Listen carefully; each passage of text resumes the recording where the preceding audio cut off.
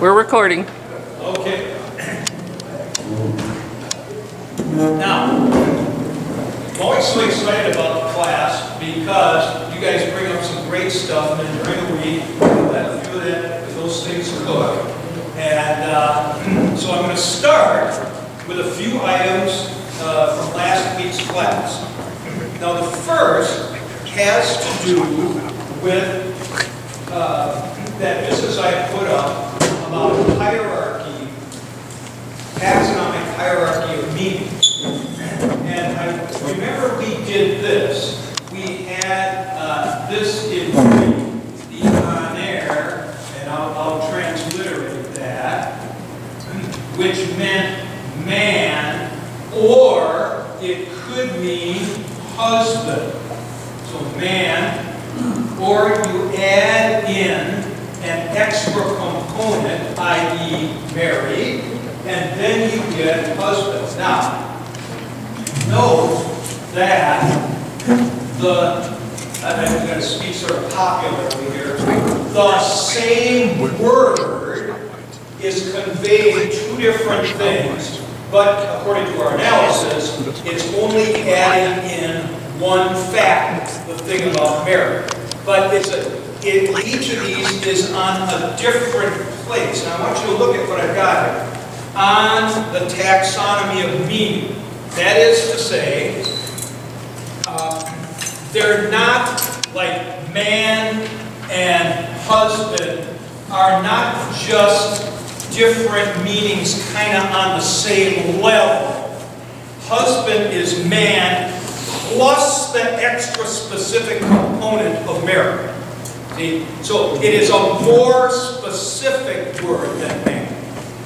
But the thing so this is, remember I used this as an example. Dog, poodle.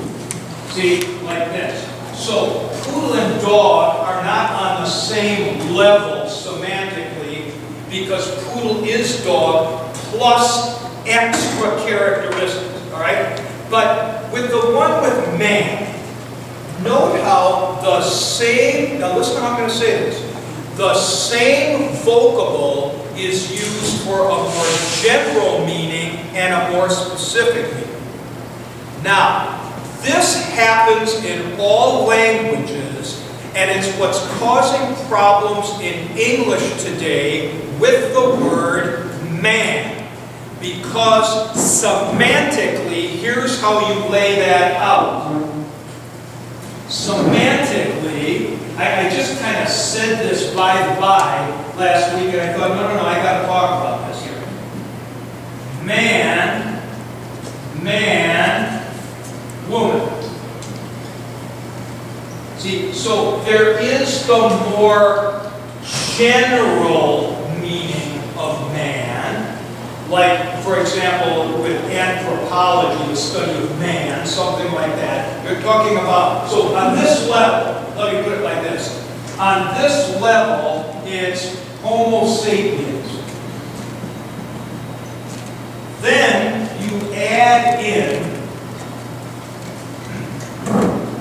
plus male, and you get man on that level. And so we saw this. In Genesis, God made man in his image. In the image of God, he made him. That's man on the Homo sapiens level. Male and female, he made them. Now you've dropped down a level on your semantic hierarchy. Now the problem today in public discourse is people are refusing to acknowledge this meaning, so that whenever they hear man, they think excluding women. See?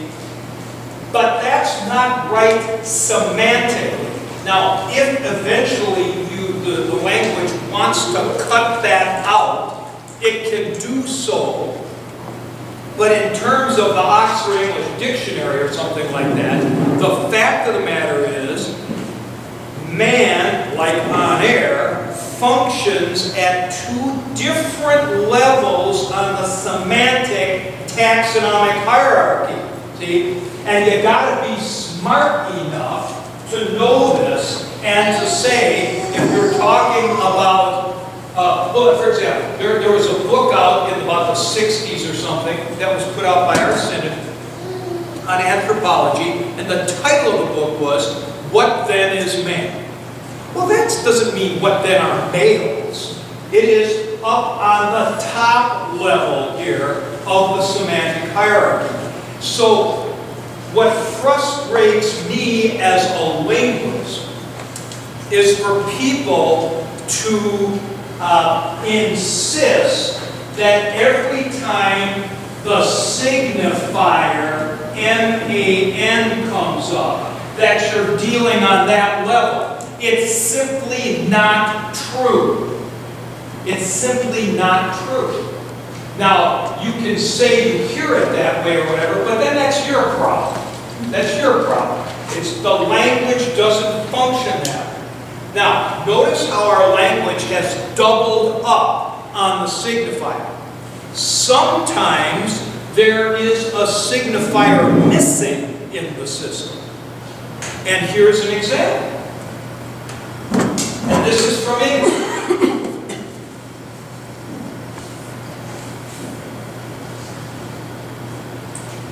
I may have used this, but now that we're doing this,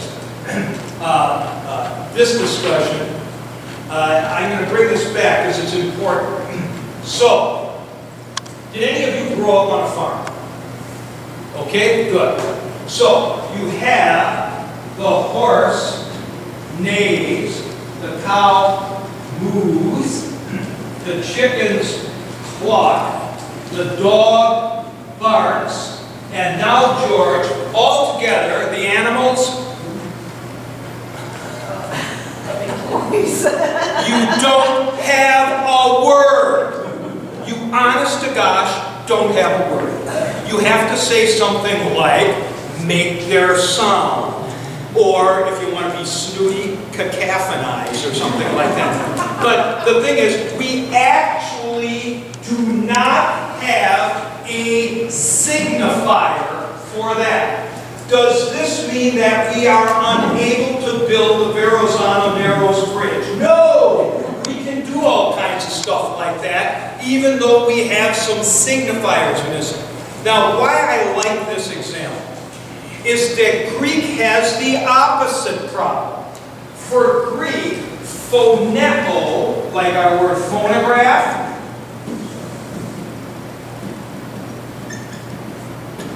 phoneo, anything with phone, telephone comes from that, means to make a sound. Greek has no individual words for the animals. So, the rooster phonize, the dog phonize, right. So, when, for example, when Jesus says, before the cock crows twice, right, there is no word for crow, I assure you. It is just makes his sound. That's all it is. So, they have no words on this level as specific vocables, or as we would say in this class now, as signifiers, as semantic signifiers. They were still able to build the Parthenon, okay, but they don't have any signifiers on that level for the animals. So languages just have these sort of oddities to them that everybody works around.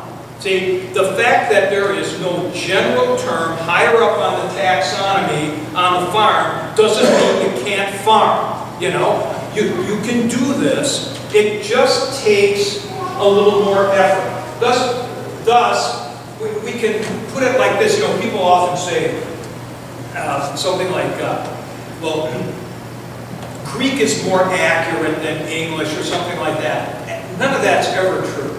No language is any better than any other language.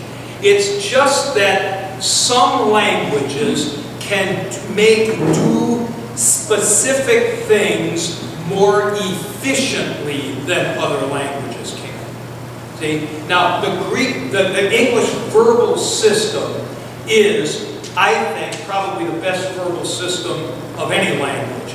We have all kinds of specificities. It's the only language I know. We can ask Katie Beth about this, but I think the answer is going to be no.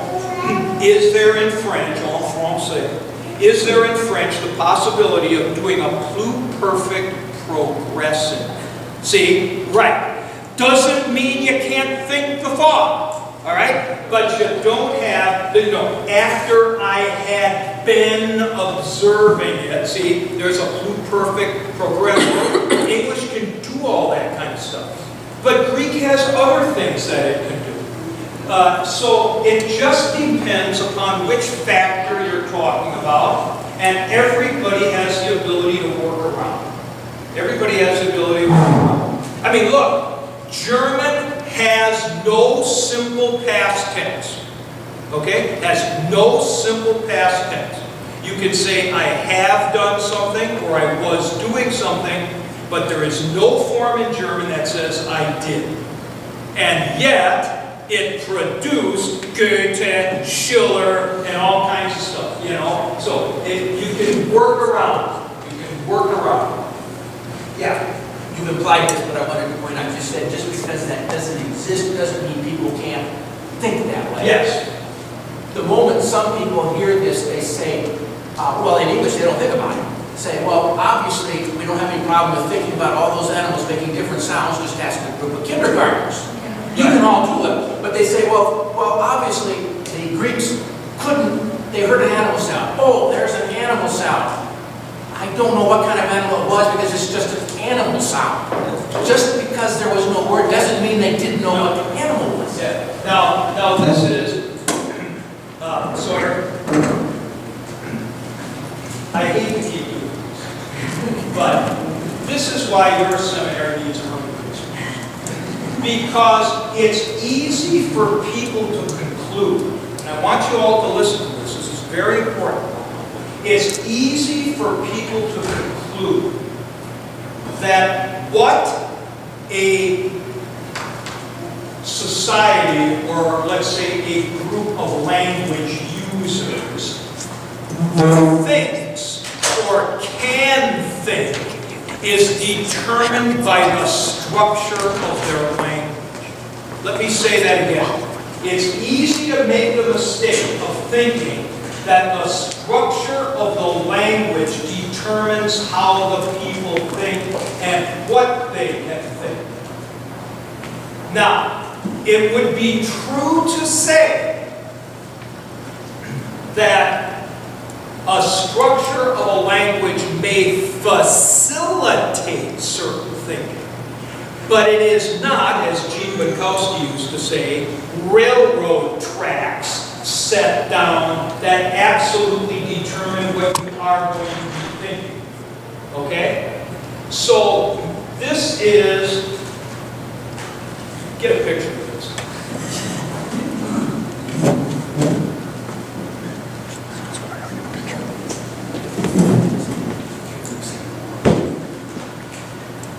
This is the Sapir-Whorf theory, which is that language actually determines, like railroad tracks, what people can think.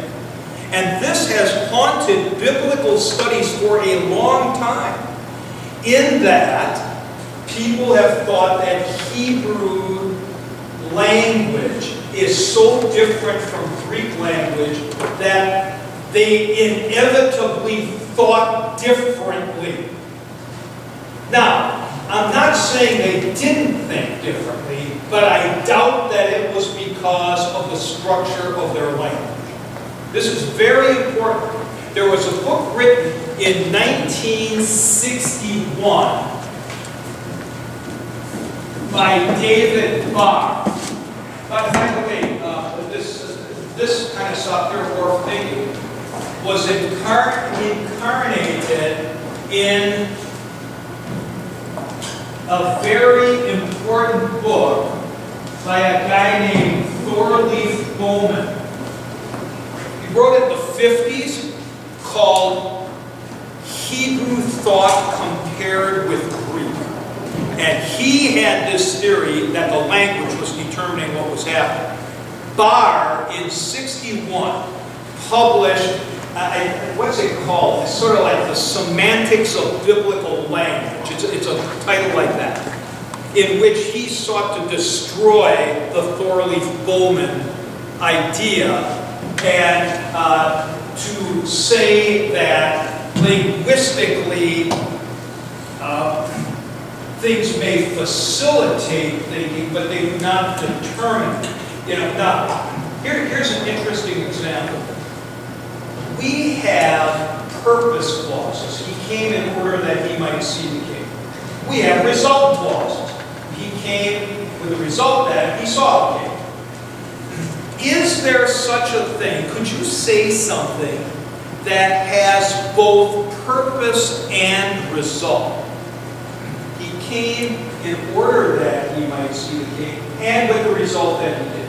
Well, you can think that far. But we have no specific linguistic construction that gives that, with the possible exception of this.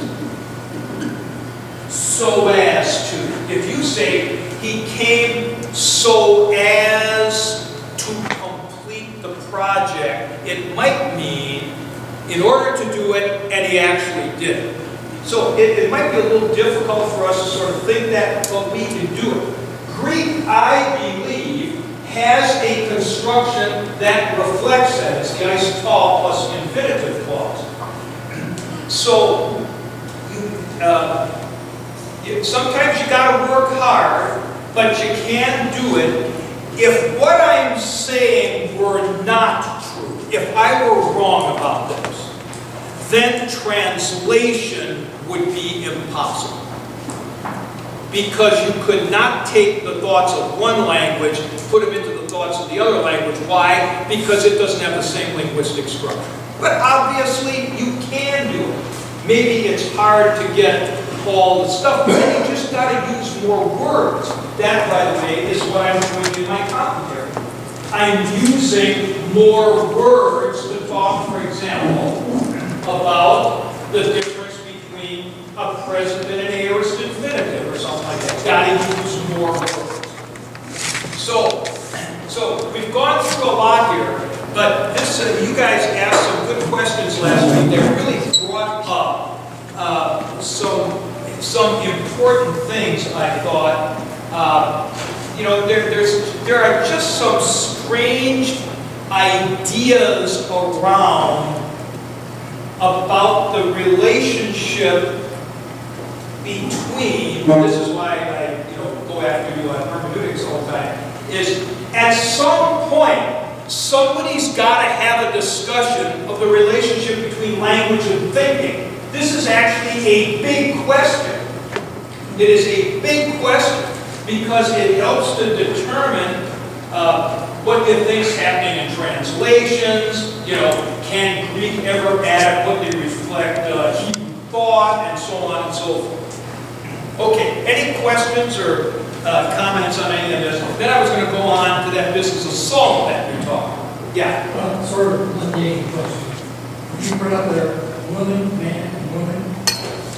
Do all languages like English have a combination of woman, man, to describe woman compared to man? No, because in Greek it's on air and gyne. On air, the stem is actually onder, so you would have a word like polyandry, which is multiple husbands, or gyne, gynecology. See, those aren't related at all. See, and that's could you tell them this? This was a really great question. No, but see, that's the kind of question you got to be asking. Do all languages have the difficulty that English has there? No, they don't. See, but English has specificity where other languages don't have, and that's what you got to figure out when you are working with a foreign language. It's one of the advantages. Now, Katie Beth is working a lot with French. So when you start getting, they have an interesting use of subjunctive and so on, in a way that English doesn't. it starts making you aware of other possibilities that you might have arrived on your own, okay? But when you have specific linguistic structures, I like to use this word, it facilitates, something like that. But it doesn't determine. It doesn't determine. So, Katie Beth, does French have any neuters in nouns? No. What? Neuter nouns. Now see, it has masculines and feminines. We have a masculine, feminine, and neuter. But Hebrew is more like French. We can do this, folks. We can do this. So, German has masculine, feminine, and neuter. But it doesn't mean that just because you have an extra gender, somehow it's a better language. Heck, the French have a lot better food and wine. So, it doesn't make any difference what the structure of the language is that way. You can handle this. I mean, if you think about gender, here's what's really interesting, is that of all languages, English is probably, you're going to think I have this exactly backwards, but I think this is right. English is the most sexually oriented language there is. And that's because the genders of nouns are actually related to anatomical features. So in other words, you have women, she, and so on like this. I mean, forget the recent craziness, okay? So you have who are feminine: mothers, wives, sisters, aunts, nieces. Who are masculine: boys, men, uncles, nephews, and so on. What's neuter? Well, all the stuff that is not sex: tables, chairs, walls, ceilings, trees, all that kind of stuff. See? Now, other languages do it differently. And so, for German, you have just, it seems kind of random. Light, like a stoplight, is de-ampel. Why is it feminine? How come it's not neuter or masculine? And then, actually, the stuff really doesn't make any sense. I mean, think of it like this. In German, you have the utensils you use for eating.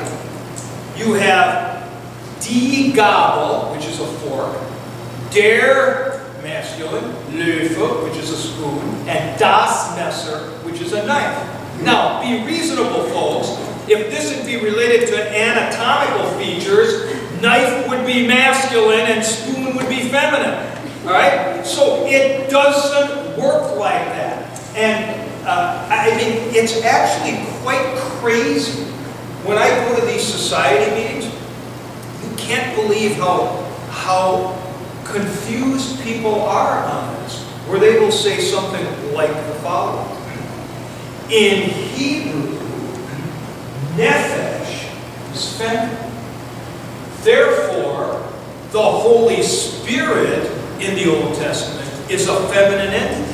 No, you dummy. It happens to be feminine in that language. That's what it is. It's got nothing to do. So the trouble with speaking English as your first language is you actually think that gender is related to sex because it's the way our language works. Other languages don't work that way. And to show you, in Greek, spirit is neuter. Doesn't mean spirit can't be personal as the Holy Spirit. Because as a matter of fact, when the Spirit is referred to in the New Testament, most often, the relative pronoun will be masculine. The Spirit who or which is how you tell. So, this whole business, I just thought I'd talk about this a little bit, kind of structure of language and reality or something. I just love these big topics. something like that. It's actually really important because there's a lot of assumptions going on today about this that are plainly quite wrong. Yes, Gary. Do you think some of this provided a kind of backbone into this idea that we have to get to the authorial intent of the scriptures when we're interpreting? That's to say that if you think that only language determines how you think, then the best way for us to interpret the Bible would be to have a hyper-literal translation and learn to think like the Greeks did. Yeah. I'm not sure about that. I think that has to do with another factor. However, I do think you're right with the notion that somehow you've got to do this because otherwise you can't think the thought or something like that. The fact is, you've got to be so thoroughly familiar with the structure of the other language that you know what's going on. Then you have to be able to make the move. You've got to be able to make the transition to our language. And that's what I work on in the commentary. That kind of stuff. Okay, good. Now, let me go to what we were talking about with salt. Because you remember on our outline, this was on page 2. We were talking under meanings, which components, like this, which components there are with non-literal uses. When you use salt, not to mean the seasoning, but for other purposes. And so I went and I looked at the stuff that I've written in the commentary here, and I wanted to read a little bit to you, because it adds a little bit to what we were talking about. All right, here's the meaning seasoning for food. This seems to lead to the synecdoche, which is you use something here as part for the whole. That eating salt with someone denotes sharing a meal with him, which itself has taken on the non-literal meaning of being in fellowship. And you see this in Ezra 4:14. The idea of being in fellowship may also be the basis for the notion of a covenant of salt between Yahweh and the sons of Aaron, and between Yahweh and David and his sons. Now, so what am I saying here? Salt as a seasoning is something you use when you eat. If you share salt, you share food, and then you have fellowship. So it could be that kind of idea. Now, Mike was interested in this purgative, this purifier. Purifier of things contaminated or rotten. Now let's take a look at this.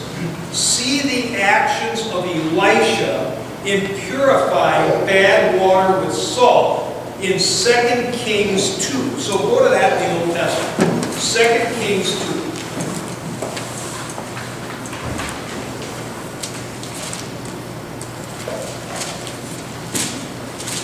Starting at verse 19.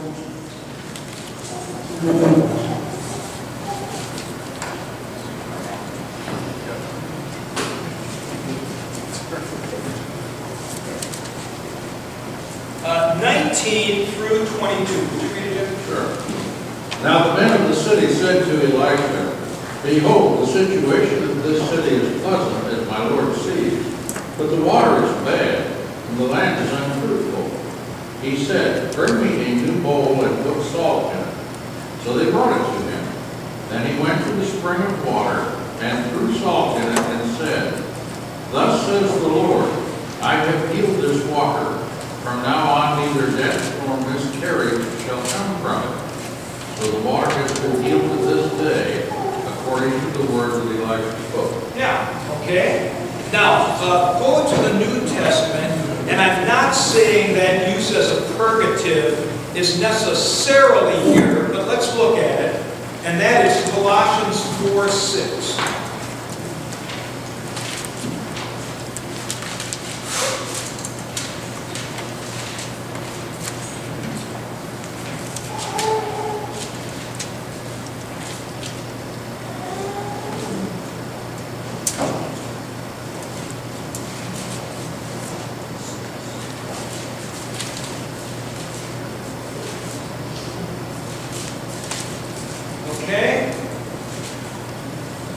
Go ahead, Jim.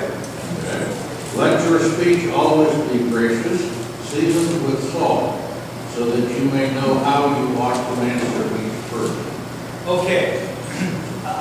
Now, that's seasoned with salt. You know, that could be making it nice, but it could be let the Word of God sort of purge out what's bad in what you say. That could be a purgative function in that particular one. This usage may be the basis of putting salt on newborn children in Ezekiel 16:4. I mean, that's an interesting one. Take a look at that. Ezekiel 16:4.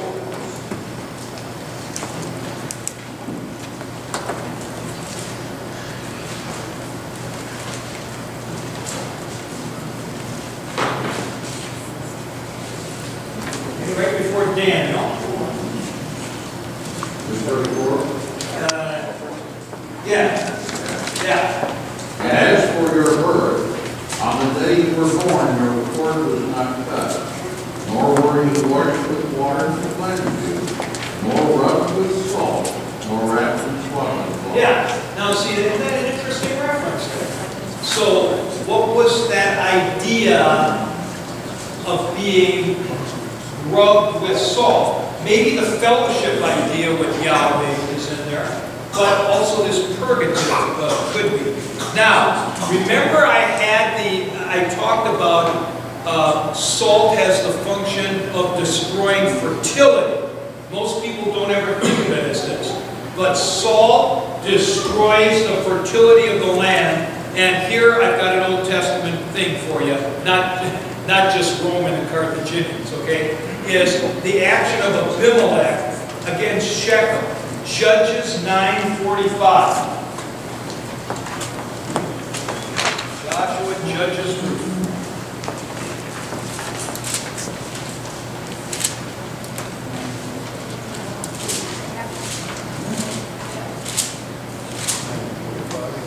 $9:45, yes.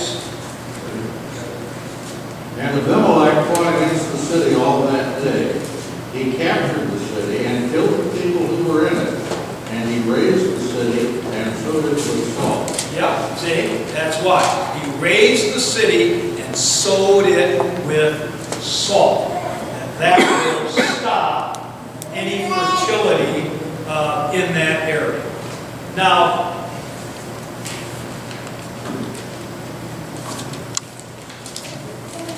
at the end, turn in your Bibles, we were looking at Mark 9:50. Go there, because you remember we were talking about this again with the meaning of salt, non-literal.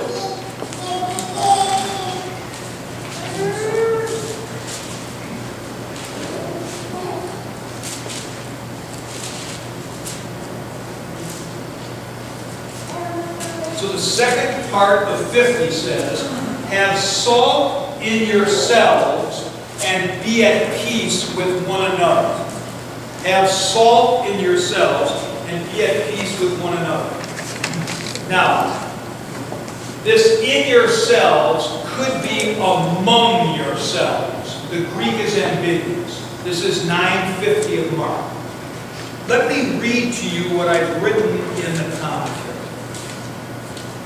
This could refer to the inner life of individuals or to what transpires within a group, among yourselves.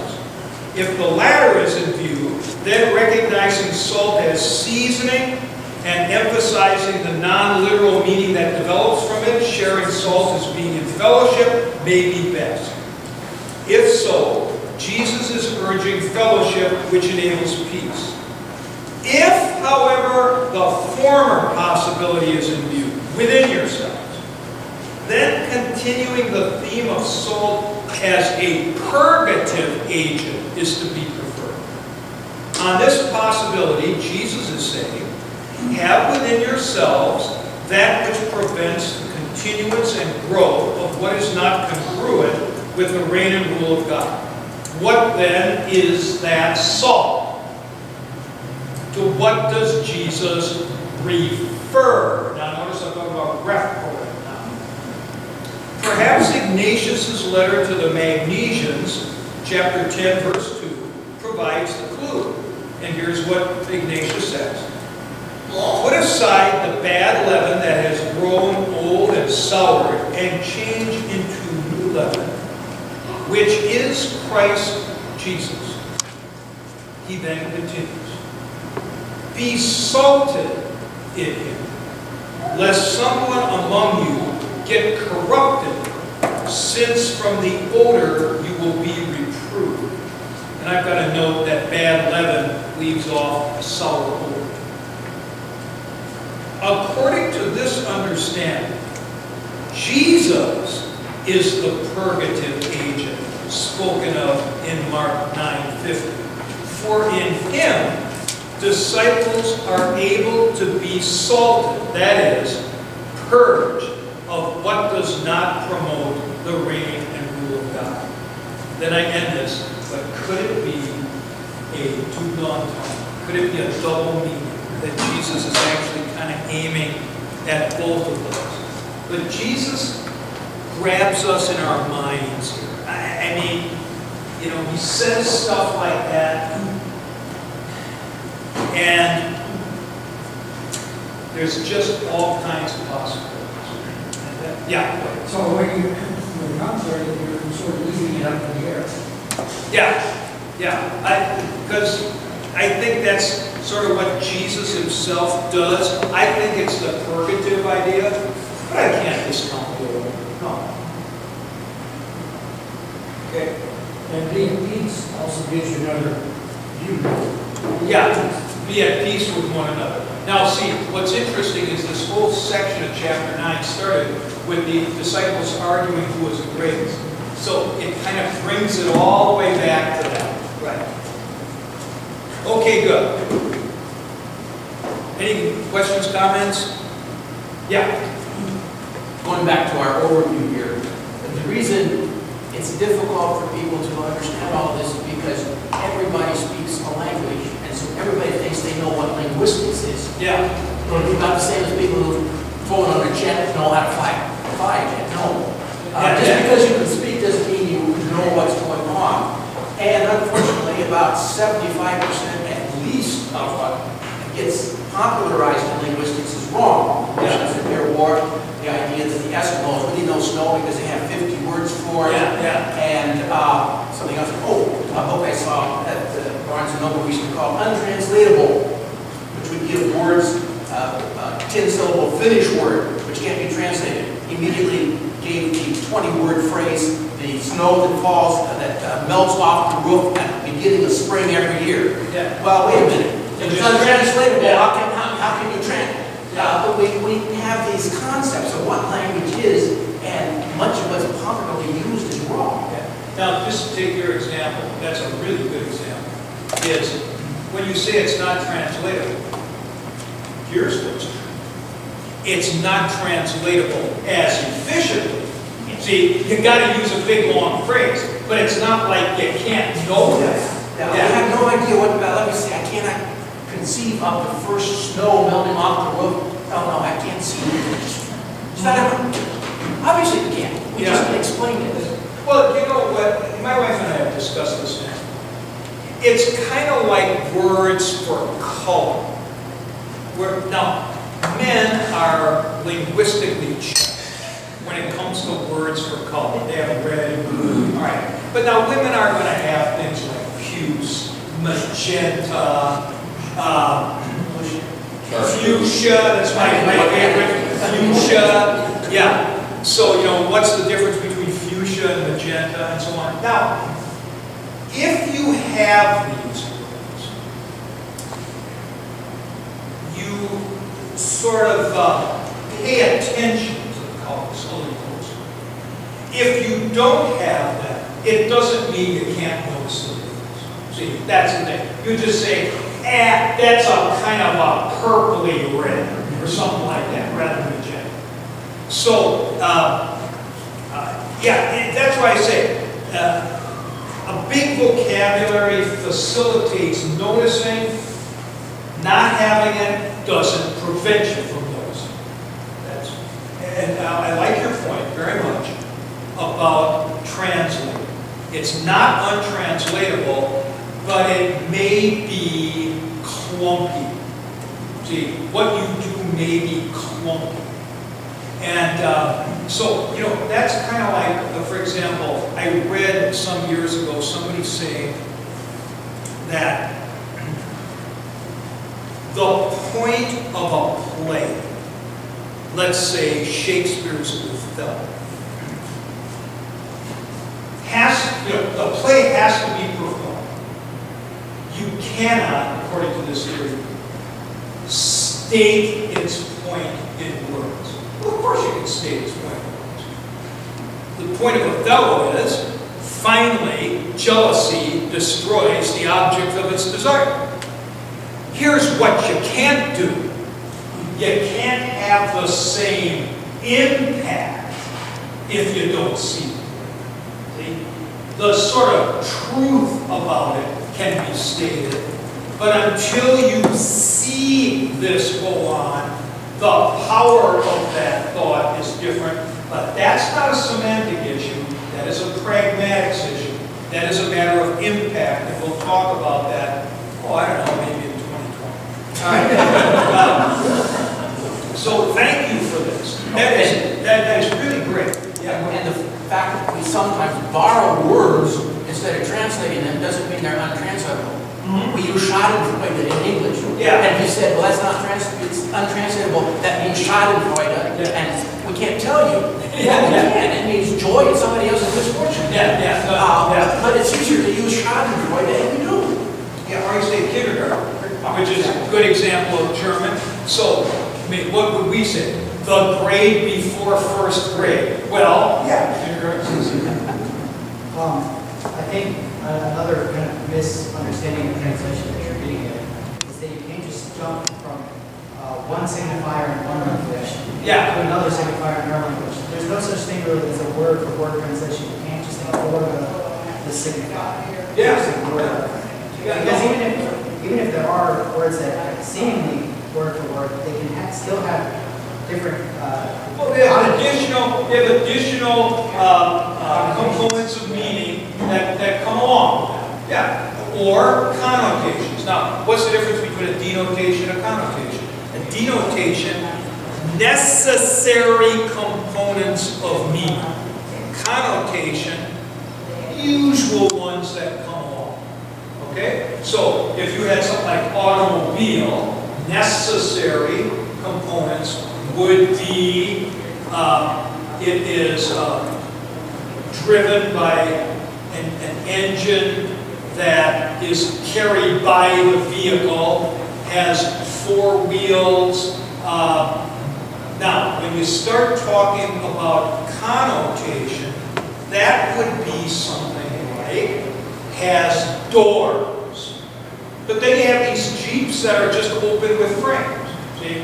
Now this difference that you're talking about here between denotation and connotation had a huge tax issue in Britain because there is a vehicle called a Reliant, which is a 3-wheel vehicle with a front wheel and 2 back wheels.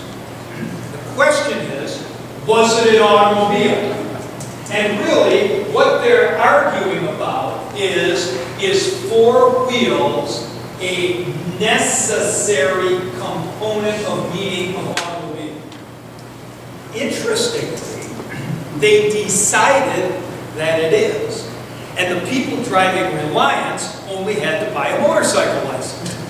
But this was a huge argument. Yeah, these Reliance had a metal body, they had doors on them, they had steering wheels, turn signals, they had the whole thing, they had back seats and everything, they just didn't have a 4th wheel. Suddenly, because that component of meaning was not there, that characteristic, then all of a sudden everything changed. Yeah, thank you. Very good, sir. Okay, now we were on page 2, B1A and 1 and 2 Now, you're going to scream relentlessly into 3. Referent. And we've actually talked quite a bit about this. For example, in Matthew 18, where Jesus says, such sort children. And we're thinking, is he talking about the disciples or little kids? And I said, referent is always what you're talking about. So when Jesus says such sort, who's he looking at? Who's he looking at? When you say this, it is always a problem of referent. You know what this means? It means the one I'm thinking about. What is the one I'm thinking about? That's the problem of reference. Now, I'm not going to reprise all that. We talked about it. But I am going to tell you that this is a particular problem in non-literal language. What the heck are you talking about? And I'm going to use as my example parables. And I'm going to give you a parable that you don't know. It is a parable from the Gospel of Thomas. So this is one of the pseudepigraphical New Testament documents where we talk about that. It's under the name of an apostle, but it's not a genuine thing. Okay? Now, listen to this parable. I think you can understand the parable, but I challenge you on reference. What is it talking about? Here's the parable. This is Gospel of Thomas, Logion 97. So a logion is a saying. Logion 97.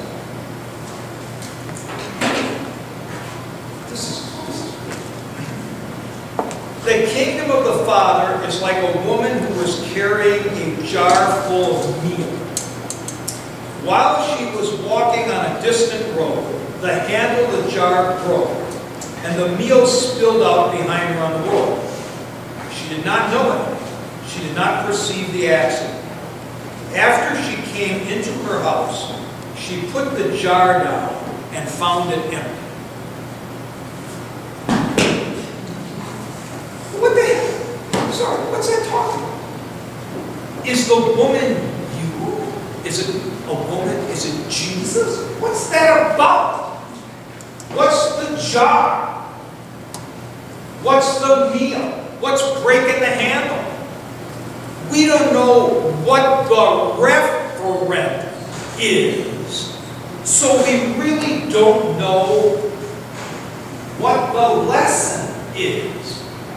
Is this maybe about people who aren't in the kingdom and they've lost something? People who are in the kingdom and they've lost something? Is it only about women? I mean, what is it? We don't have any idea because we don't know what it's talking about. Now let me give you another one from the Gospel of Thomas. This is Logion 98. This one, we can probably do better. The kingdom of the Father is like a man who wanted to kill a powerful man. He drew the sword within his house and ran it through the wall, so that he might know whether his hand would be strong. Then he killed the powerful man. All right? Now, does that one ring any bells? That's not in the Bible, but there's something similar.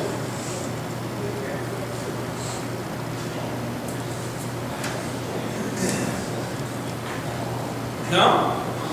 Take a look at Mark 3. Don't mumble the answer back there.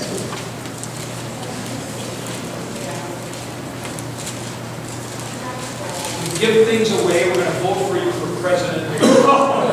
Okay, I am silent. Okay. Ed, what do you got for this? 327. 3:27. Yeah. And he called them to him and said, No, wait, are you in Mark 3? 27.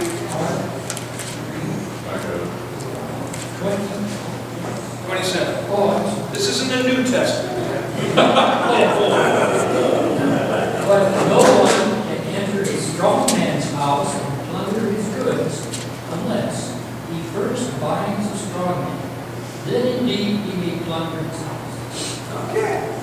So now that is probably referencing in the whole thing Jesus as the strong man because he's just been accused of being in league with Satan. Okay? And the strong, Jesus is the guy coming in to plunder the house of the strong man, which is the devil. And then he has to bind him, and then he can plunder the house. So now, if we try to relate Logion 98, let me put that up there. If we try to do Logion 98,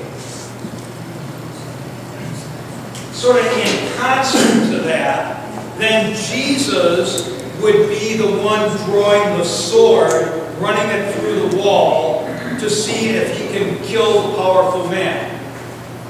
But what the heck is running it through the wall? I mean, is Jesus, is it sort of like Jesus tried to walk on the water to see if he was strong enough or something? I mean, what's it talking about? Once we don't have any idea of reference, we are really totally at sea. And here's the point. Every single one of these words is understandable linguistically. See, it is not a matter of meaning. And what usually happens, and this is a popular way to put it, is people say, well, we don't know what the wall means. Well, yeah, we know what the wall means. We just don't know what it's referring to. This thing. I mean, aren't those cool? Those kinds of things. Now, the Gospel of Thomas is really fantastic because of its last verse. I think it's 121. People like to say that the Gospel of Thomas contains true logia of Jesus. All I do is tell you the last verse. Peter said to Jesus, "Make Mary go away because she is not a male." And Jesus said to her, "Then I will make her a male so that she may be with us." Ooh, that's a really good verse, isn't it? So all of you who want to see the Gospel of Thomas as on the basis, there's a book written called Five Gospels, which is the four canonical Gospels and Thomas. You're nuts if you're thinking this. I mean, this is just crazy stuff. So this is the best way I know to illustrate the issue of referent is with parables. Now let's finish this business and we'll maybe make this last point here. Let's go to the New Testament and see a problem with parable. And let's go to Matthew 13. And this is one that will bedevil people like pastors who might be district presidents.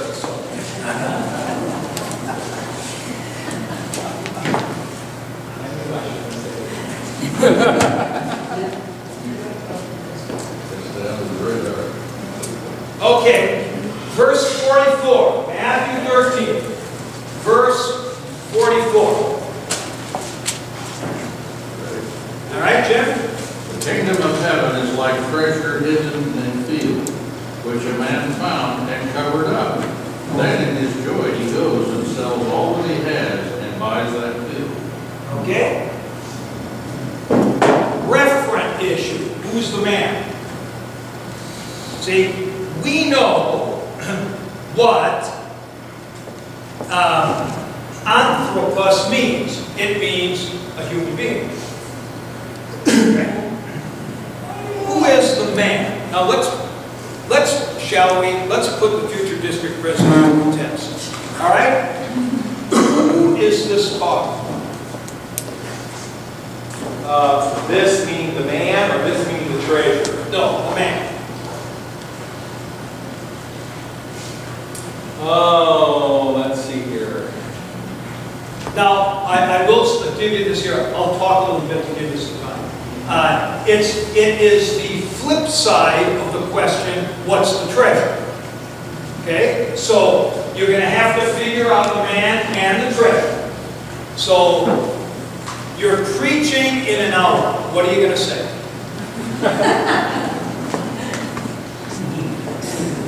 But then you see how he's stopping. This is the issue, folks.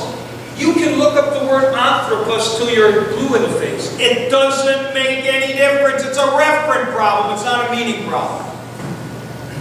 Right? What would you say? I think treasure is we, people, Okay. us, Yes? and man finds it. You had to study about it. Doesn't have Wait a minute. We have a solution by the great Jim Cross. All right? Well, let's hear the solution of the study. Okay, it says, different interpretations of this short parable is this. One may naturally see the man as any man, and the treasure as the kingdom that he discovers.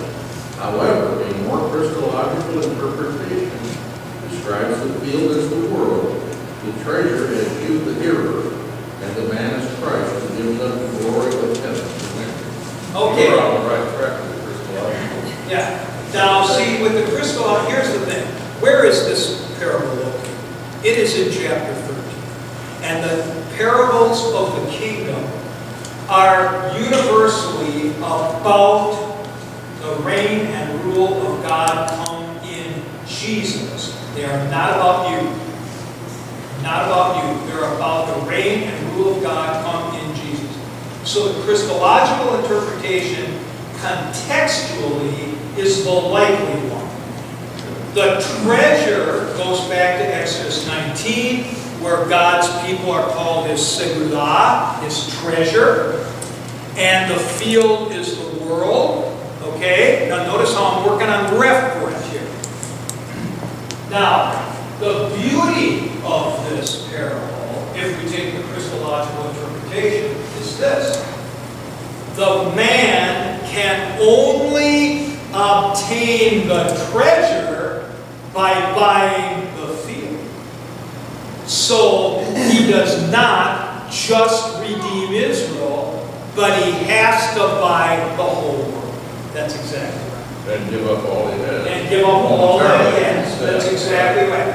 But see, this issue is riding on the referent issue.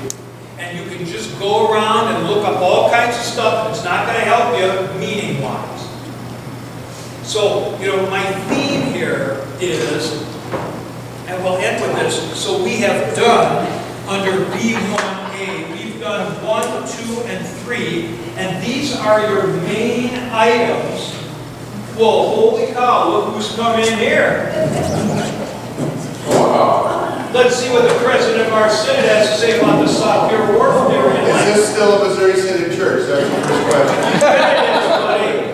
We're talking about the Word of God. Yeah, Marky graduated from Hillsdale College, so. Well, that's terrific.